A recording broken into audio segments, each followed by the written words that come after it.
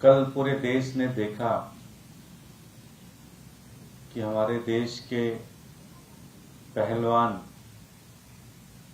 जिन्होंने भारत माता की मस्तक ऊंचा करने में कोई कसर नहीं छोड़ी, पूरी जिंदगी उन्होंने लगाई कि किस तरह से हिंदुस्तान का नाम रोशन किया जाए। कल आपने देखा, पूरे देश ने देखा कि वो हमारी बहनें और हमारी भाई किस तरह से मीडिया से मुखातिब होते हुए उनकी आंखों में आंसू थे, उनके सीने में दर्द था और उसमें से उन पहलवानों ने ये भी कहा कि वो कुश्ती से अलविदा करते हैं। ये बड़े शर्म की बात है, बड़े दुख की बात है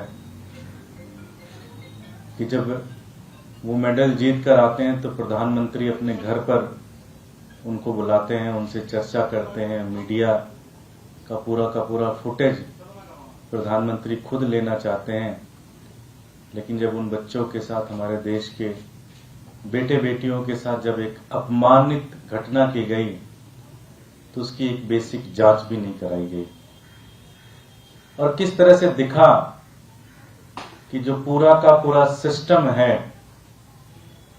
वो कैसे उन बच्चों को हराने में लगा हुआ था।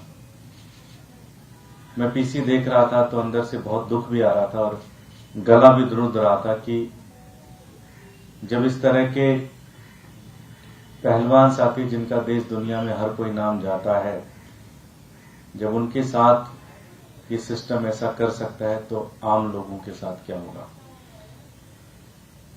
कई बार मोटिवेशन भी टूटता है कि क्या लड़ना चाहिए कि नहीं लड़ना चाहिए, क्या करना चाहिए क्या नहीं करना चाहिए।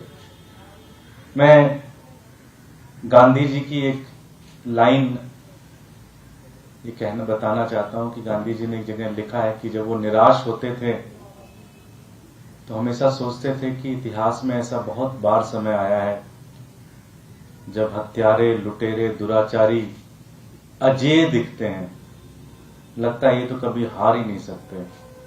चाहे वो कंस हो, चाहे वो रावण हो, अपने समय में जब वो अपने चरम पे होते हैं तो ऐसा लगता है कि ये तो कभी हार ही नहीं सकते, लेकिन अंत में जो विजय है वो सत्य की होती है, असत्य हमेशा हारता है।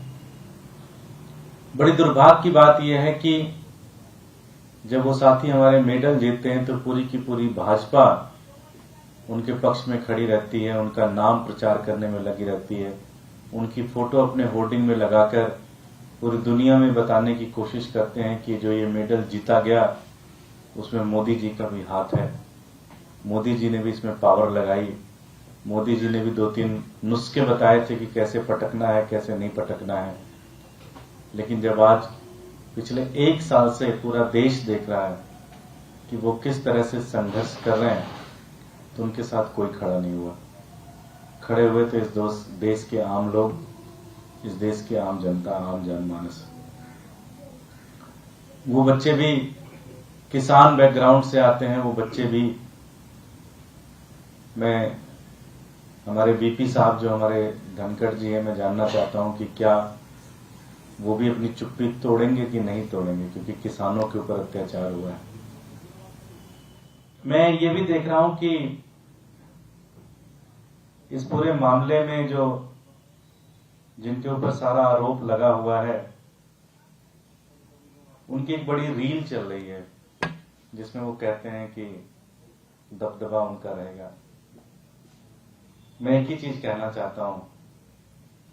आज भी साथी ने मुझे ये कोट भेजा, मुझे बड़ा अच्छा लगा, मुझे लगा आपके सामने ये पढ़ के बताऊं। अगर इतिहास देखोगे, समय देखोगे और भगवान में भरोसा रखते हो, भगवान का न्याय देखोगे तो तभी दबदबा तो चरित्रवान का रहा है, चरित्रहीनों का दबदबा नहीं रहा है। दबदबा संतों का रहेगा, गुंडों का नहीं रहेगा। दबदबा सीता का रहेगा, रावण का नहीं रहेगा। दबदबा रक्षकों का रहेगा, भक्षकों का नहीं रहेगा। दबदबा सत्य का रहेगा, झूठ का नहीं रहेगा। दबदबा गांधी का रहेगा, गोडसे का नहीं रहेगा। दबदबा खिलाड़ियों का रहेगा, शारीरिक शोषकों का नहीं रहेगा। दबदबा साक्षी का रहेगा, ब्रजभूषण का नहीं रहेगा। मैं उन साथियों से भी कहना चाहता हूं कि आप हार ना माने। लड़ाई बहुत लंबी है। अंग्रेजों को भी हराने में 150 साल लगे। ये तो अभी 2 साल 3 साल की तैयारी है। पूरा देश आपके साथ खड़ा है। इसमें जरूर वो एक एसोसिएशन की चुनाव जरूर जीते होंगे, भारतीय जनता पार्टी के सहयोग से जीते होंगे, लेकिन भारतीय जनता पार्टी की नैतिक हार जरूर हुई है। जब इतिहास लिखा जाएगा तो ये भी लिखा जाएगा कि किस तरह से भारतीय जनता पार्टी एक ऐसे व्यक्ति के साथ खड़ी रही।